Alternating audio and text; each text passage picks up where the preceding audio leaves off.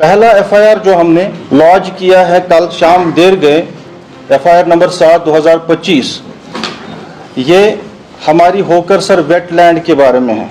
Hokersar wetland जो है ये इको फ्रेजाइल जोन है।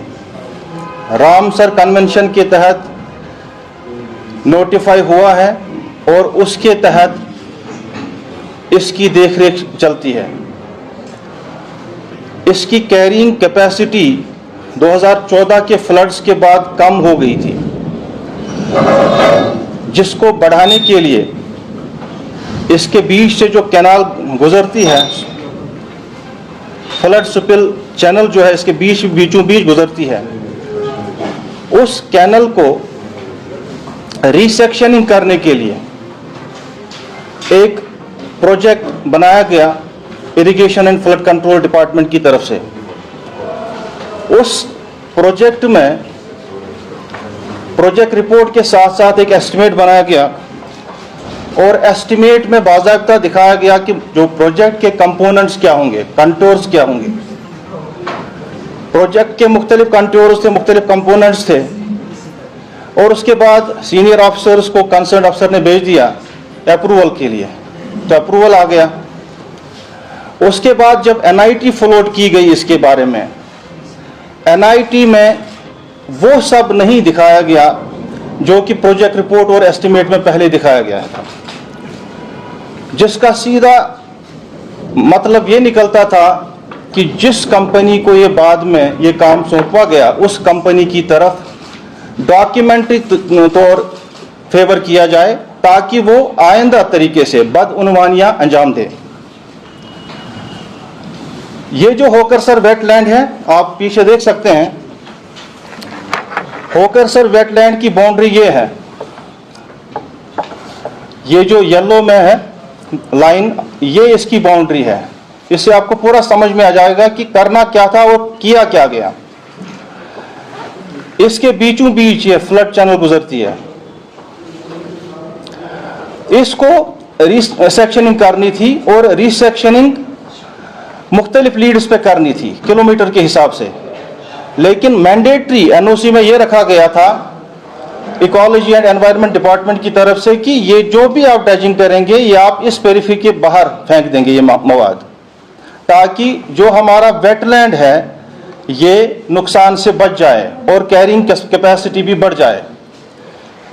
लेकिन हुआ क्या, जो इसके कंपोनेंट्स थे, जैसे ड्रेजिंग कंपोनेंट था, इसका मशीनरी थी, लेबर था, प्रिपरेशन ऑफ डाइक्स इसमें थे, इन सब को नजरअंदाज करके क्लब किया गया ताकि कंट्रैक्टर को अनड्यू फायदा दिया जाए। जब ये काम स्टार्ट हो गया, इन्होंने किया क्या, इन्होंने यहां ड्रेजिंग तो की, इस ड्रेजिंग का जो मवाद था, एक्सकेवेट जो था, इस एक्सकेवेट को इन्होंने इस पेरिफेरी से आइडेंटिफाइड प्लेसेस पे फेंकना था एज पर लीड्स, जो कि उन्होंने किया नहीं। इन्होंने यहां से ड्रेजिंग करके इसके बिल्कुल नजदीक लेक में ही डाल दिया। आप देख सकते हैं ये रेड में जो हमने एनसर्कल एरियाज किए हुए हैं, ये सारे वो एरियाज हैं जहां पे ये जो एक्सकेवेट निकाला गया ये बिल्कुल लेक में डाला गया। इधर ये पैचेस हैं जो आपको व्हाइट दिखेंगे एनसर्कल बाय रेड लाइन, इसी तरह ये एरिया है, ये एरिया है, इसी तरह इस साइड में भी कुछ एरियाज हैं। ये जो आप ये जो चीज है कि यहाँ पे उन्होंने डंप ये मटेरियल किया कैसे, ये हमको पता कैसे चला, क्योंकि हमें पहले कंप्लेंट मौसूल हुई थी नारबल के रेजिडेंट के साथ की तरफ से। उन्होंने हमें बताया था कि ये जो ड्रेजिंग कर रहे हैं, ड्रेजिंग को बाहर नहीं लिया जा रहा है, और फौरन एसीबी ने जेएससी का ऑर्डर करके कंसर्न टीम को हमने स्पॉट पे भेज दिया। लेकिन स्पॉट पे जाने के बाद वहां कोई ऐसे रेमिनेंट्स हमें दिखे नहीं जिससे हम ये पता कर पाते कि ये जो सॉइल निकाली गई है, फ्लूइडाइज्ड सॉइल निकाली गई है, इसको कहां पे डंप किया गया है। सबसे पहले हमारा क्वेश्चन अथॉरिटी से ये था कि आप बताइए आपने जो एक्सकवेशन की है उसके बाद फर्दर डिस्पोजल आपने कहां पे किया हुआ है। उनकी तरफ से ये साइट, अगर आप देख सकते हैं सॉइल बुक के करीब ये एक साइट दिखाई गई, और दूसरी साइट यहाँ पुलिस स्टेशन के पास दिखाई गई, तीसरी एक साइट यहाँ पे दिखा रहे थे। लेकिन ये तीनों साइट्स का जब हमने हिसाब किताब लगाया, ये बड़ा माइनर पोर्शन था जो यहाँ से एक्सकेवेट करके मटेरियल निकाला गया था, ये मेजर चंक से बहुत कम था।